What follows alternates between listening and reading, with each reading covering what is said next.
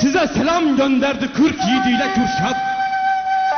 Sizden haber bekliyor 100 milyon imdat. Hala tevekkülde mi kararlısınız yoksa? Sukut neyi halleder yaran oyuksa?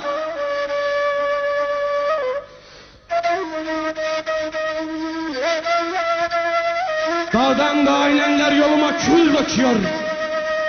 Benim ayak izlerim taşralı gözüküyor. Farkına yeni vardım ben suçluymuşum meğer. Otağımda cellatlar, kaçmak bu neye değer?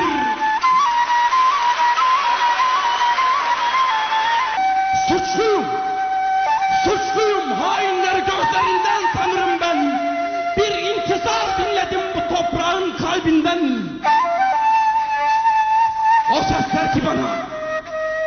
O ses der ki bana,